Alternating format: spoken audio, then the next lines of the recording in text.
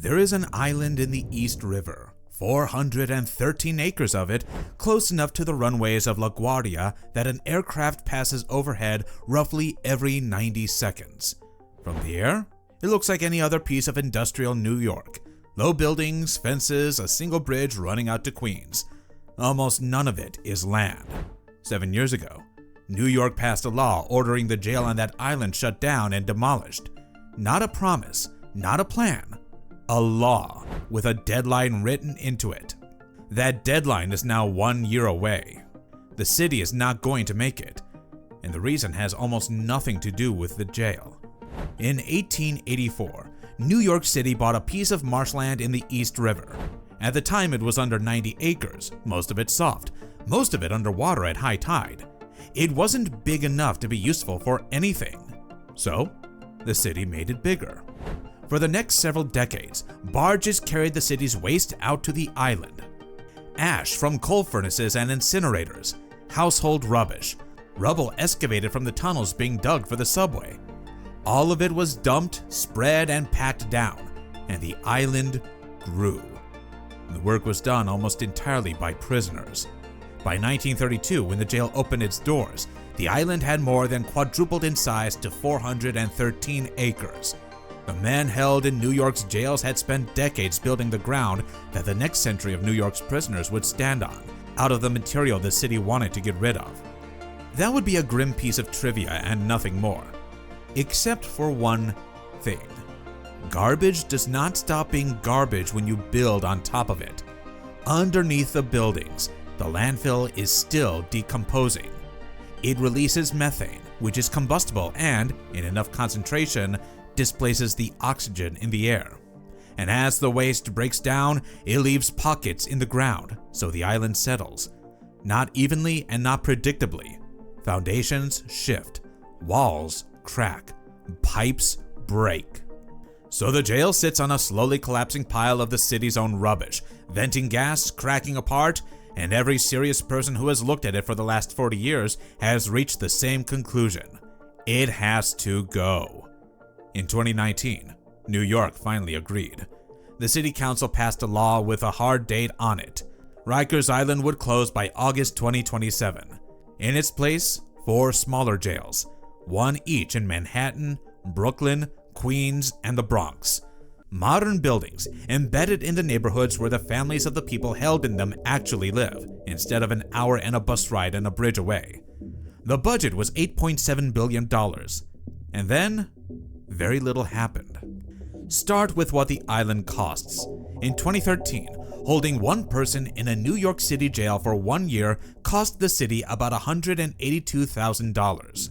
By 2023, that figure was $507, $500,000 per person per year. That is not the price of a cell and 3 meals. More than half of it sits outside the correction department's own budget entirely. Pensions, fringe benefits, medical care for a population with extraordinary health needs, legal claims paid out by the city. Over time, because the island is a closed system and every shift that goes uncovered has to be covered by somebody, New York is spending $500,000 a year per person to operate a building it has already legally condemned. Since 2022, at least 48 people have died in New York City jails or shortly after being released from them. 15 of those deaths were in 2025 alone. It's worth being precise about why. The department's budget funds just over 7,000 uniformed posts, and it has been employing fewer than 6,000 people because for years, recruitment has not kept pace with the number of officers walking out. The people working on that island are inside the same failing building as everybody else, short of colleagues, covering shifts in facilities that are cracking apart underneath them. So the law says close it. The accounting says close it. The ground it stands on says close it. It's still open. Here's why. The 4 replacement jails were designed to hold around 4,400 people. On an average day, Rikers Island holds roughly 2,000 more people than that. By early 2026, the population of New York City's jails was back near 7,000, roughly where it had been before the pandemic, which means that even in the impossible case, even if all 4 buildings were finished tomorrow, fully staffed, on budget, and ready to receive, the people currently on Rikers Island would not fit inside them. The 2019 plan was not built on a guess about construction. It was built on a projection about people.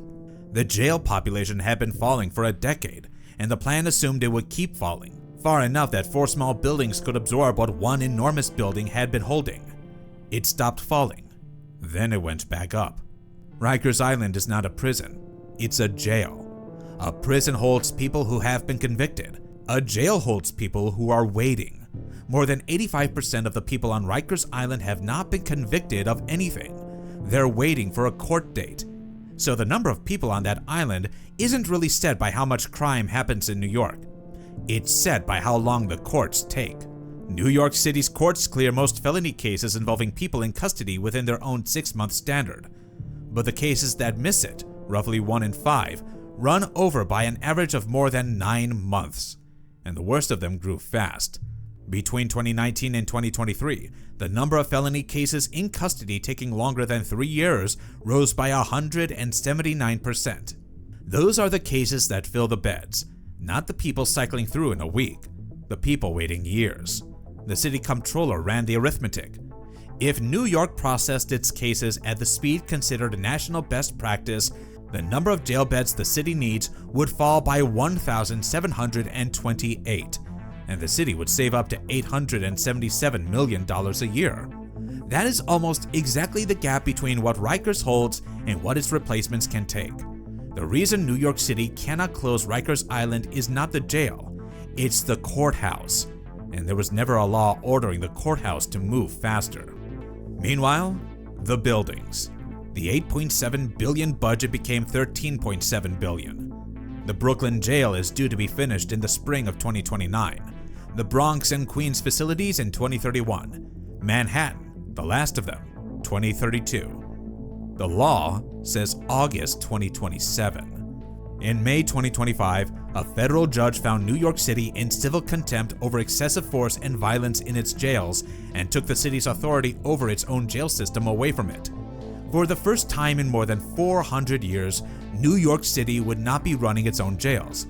In January 2026, the court appointed the person who would run them instead, a former officer of the CIA. And then, on the 29th of June 2026, 1 year out from the deadline, the city administration said out loud what everyone involved already knew. Rikers Island will not close on time. There is no new date. There is, however, a plan for what happens afterwards. New York has legislated a future for the island once the jail is gone.